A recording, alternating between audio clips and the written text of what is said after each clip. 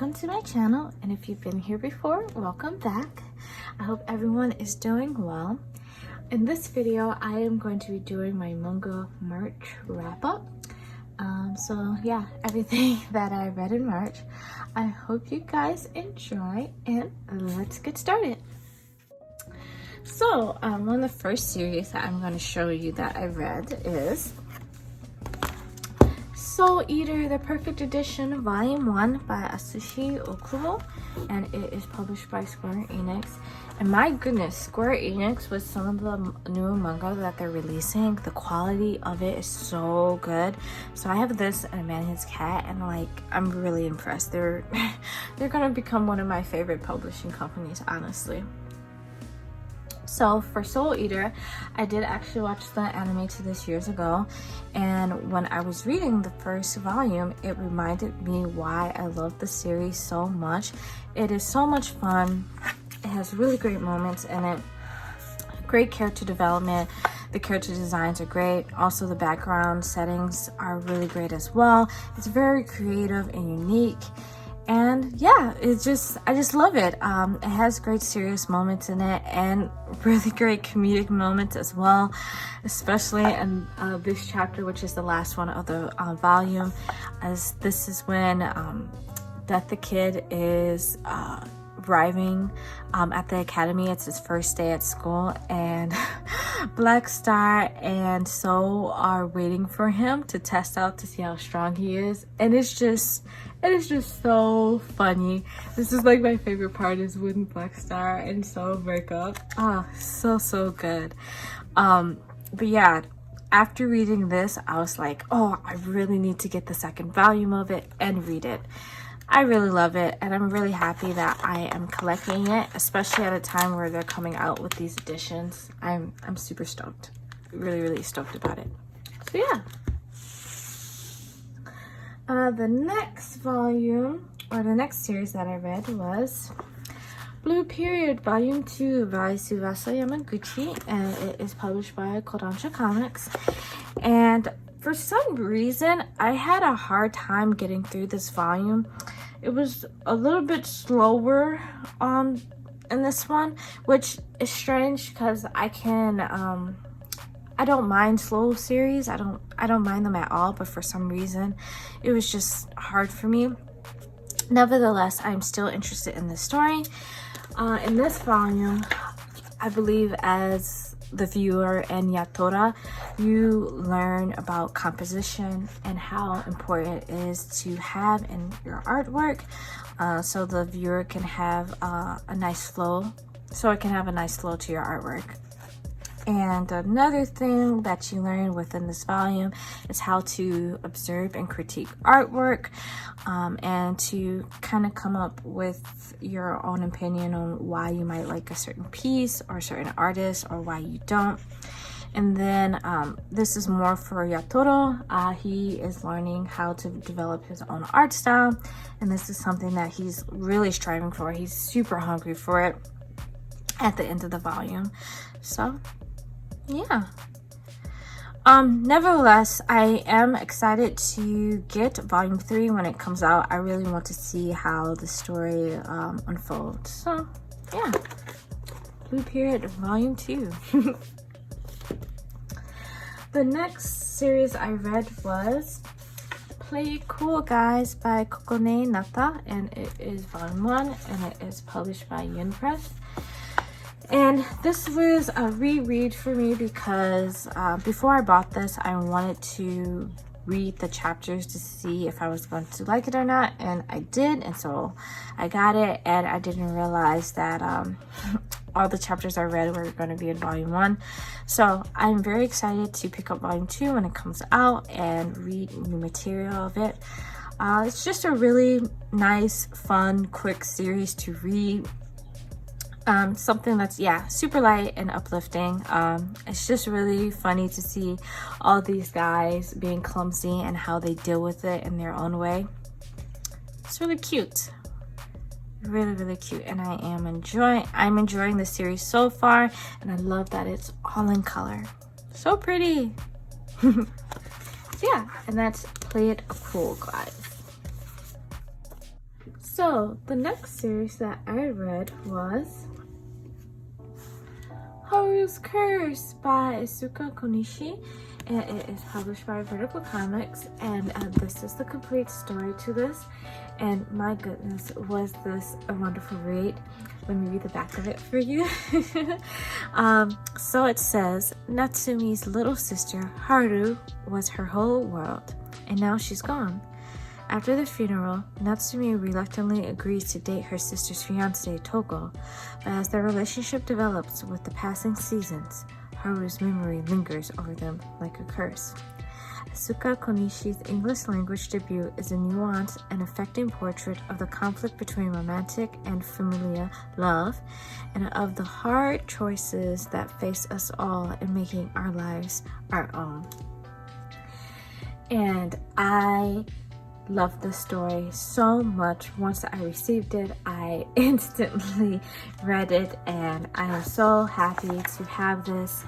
It is so good. I definitely recommend this. It is very good. Just want to let you know it's very heavy, dark, and raw, and I love stories like that. But if you're not into that, this probably is not the book for you. But if this is up your alley, I think you should go ahead and read it, because my goodness, it's good. It's written very well.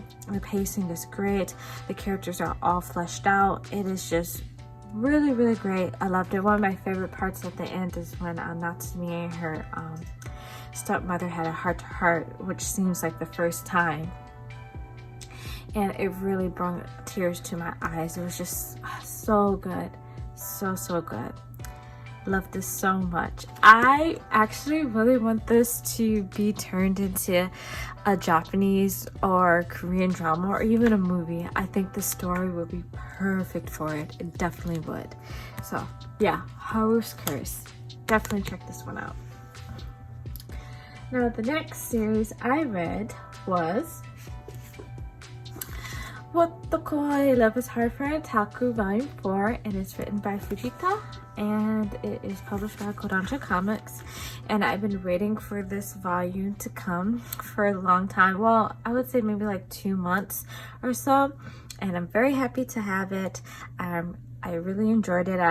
I've enjoyed all the volumes actually. They've been so good. In this one, Taro proposed to Hanako, which was super cute.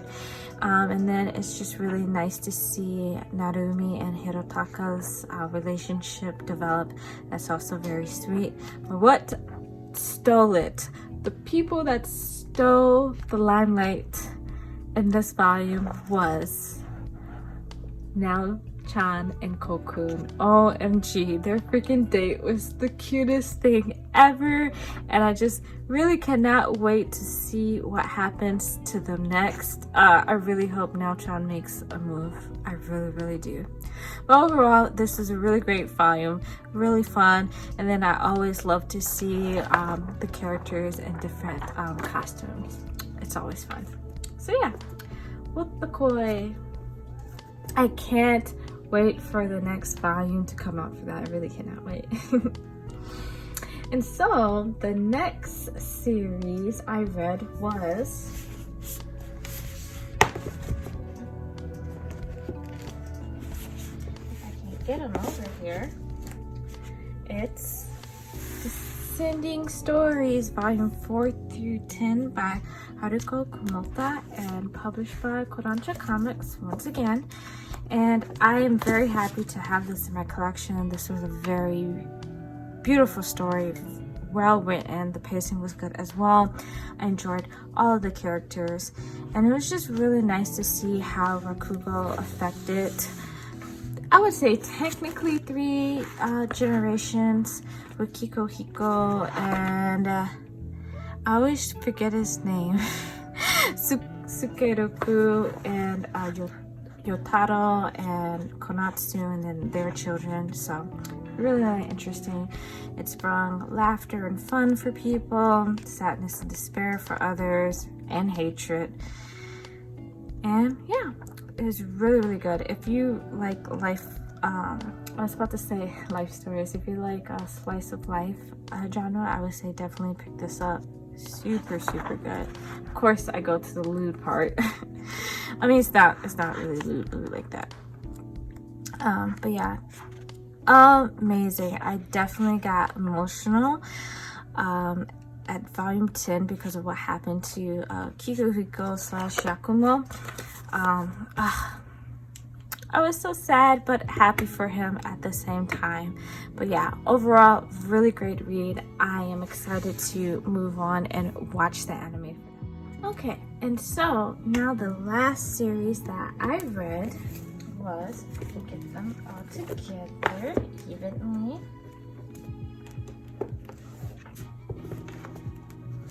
That is Welcome to the Ballroom by Tomo Takeuchi, and it is published by Kodansha Comics. And I read volumes 3 through 10, and I absolutely love this series. I cannot wait for the next volume to come out. This is a great sports manga and a coming-to-age story. It is just absolutely amazing. I'm really excited to see how far Tatara and Chichan goes together as a couple. Yeah. And that's where in the end of volume 2 we're leaving off with Tatara and Chichan there, and then competition, and they're competing against Masami Kukimiya, who is who practices at the same dance studio as them. And has more experience since he's been dancing for a very long time. But I'm excited to see what happens. I kind of want, well, we don't know if Tatara and Chichan are going to win. I would say they're pretty much realistic in this series, to where even if you have potential raw talent or a passion for it, you're not automatically going to win against someone who, has more experience than you. So yes, I am super excited about this. Actually, after reading volume 10, I went ahead and started to watch the anime. I was enjoying it until I realized that they're not going to show much animation on the dancing, which that was the whole part of me even going to the anime, because I just wanted to see it in motion. But that is definitely not the case, which is really sad. And I guess I made up in my mind that I wasn't going to finish the anime because it's pretty true to the manga for the most part. I mean, they change little things here and there, but that's expected.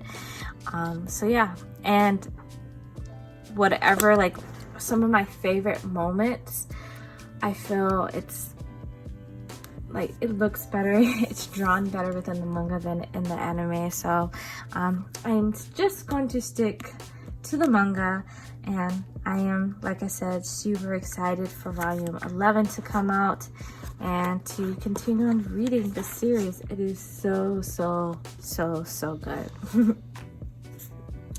And so that is all that I read in the month of March. I know it's not as much as I think last month. I think I read a little bit more, but that happens when you have other stuff going on in your life. But I hope to read more for the month of April and to let you guys know what I thought about some of the series that I picked up. So yeah, let me know your guys' thoughts about the series. Let me know if you are reading them or you're thinking about reading them. Let me know in the comments below, and let's have a discussion about it. And I want to say thank you guys for sticking around, and I hope you guys enjoyed, and see you in my next video. Bye bye.